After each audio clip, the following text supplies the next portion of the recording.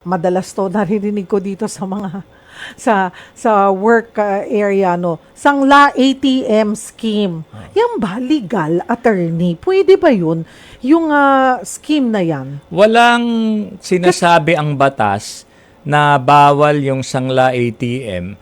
Pero ang BSP naman po ay nung nakaraang taon ay naglabas sila ng warning sa taong bayan na wag masyadong maakit dun sa ATM sangla scheme dahil dito nga pwede daw mabaon sa utang at depende kung anong interest ang pinag-uusapan. Parang once isinurrender mo kasing ATM mo, lalo na po yung mga senior citizen na sa pension sila umaasa, maaring sa umpisa pipirma sila, pero pagka tinignan mo yung pagtaas ng interest, kawawa rin yung mga pobreng senior citizen. Kaya siguro dapat ang Kongreso kumilos at siguro hayagang i-regulate talaga o ipagbawal. Pero sa ngayon, warning lamang Dahil nga pwede itong by agreement lang for convenience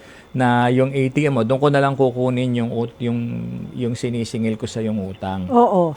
Mga kaliwaan lang po ito I don't think yung mga kumpanyang yung mga nagpapatakbo may business na ganyan na tumatanggap ng sangla ATM, they're not even registered as a business. Parang Ayun nga na po. lang to.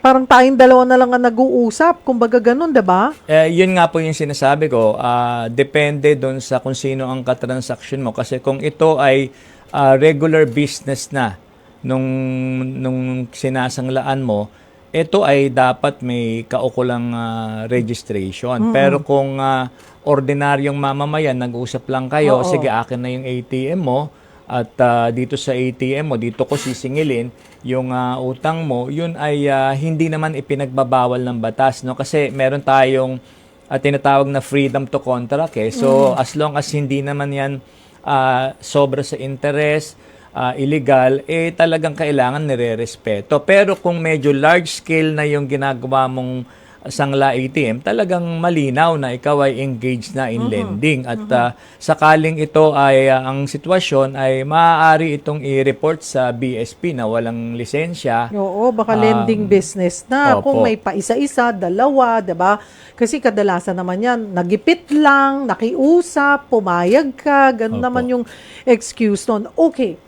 Kung kunwari nandyan na, nagipit na, magsasala ng ATM kailangan, at least man lang, ano po ba ang dapat na tandaan or mga dapat nakapasok doon sa usapan ninyo? Na ilagay ba ang kailangan ba yan na may kasulatan? Kahit nasulat ka may, tatayo yan sa korte just in case magkagipitan, di po ba? Meron po tayong tinatawag sa ating civil code. Yung civil code po, yan po yung batas na nagre-regulate sa relasyon ng bawat mamamayan sa bawat isa.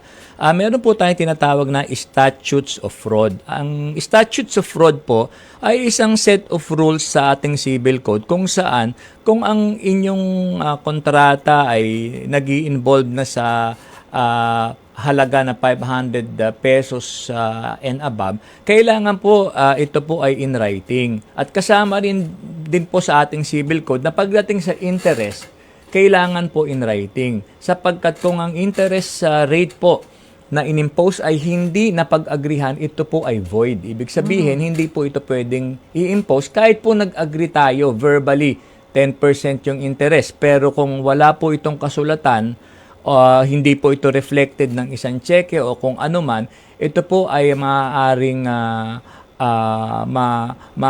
ma-declare as null and void.